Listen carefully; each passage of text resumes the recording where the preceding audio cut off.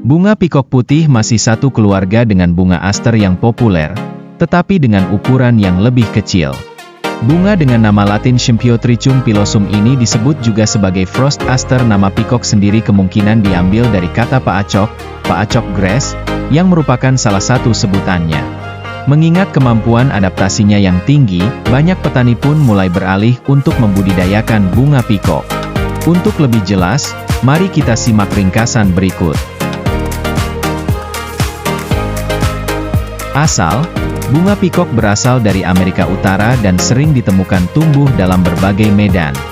Di habitat aslinya, bunga pikok biasanya mulai mekar di bulan Agustus dan bisa bertahan hingga bulan November. Fakta unik, di sebagian besar daerah bagian timur Amerika Serikat, bunga pikok ini dianggap sebagai gulma bahkan. Di sejumlah negara tanaman ini termasuk dalam kategori invasive.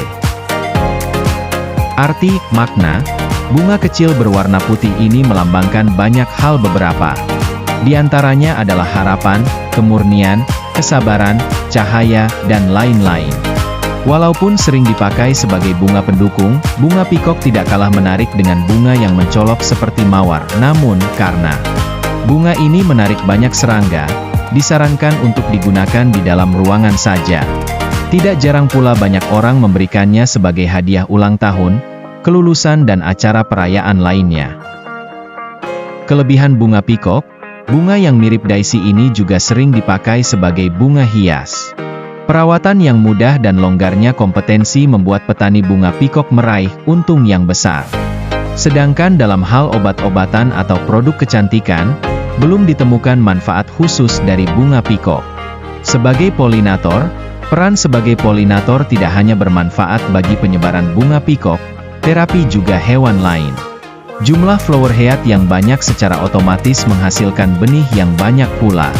Karena kondisi biologis inilah bunga pikok berperan penting dalam menjaga kelestarian fauna seperti lebah. Tahan di berbagai kondisi, dibandingkan tanaman lain, semua orang bisa menanam bunga pikok tanpa skill khusus.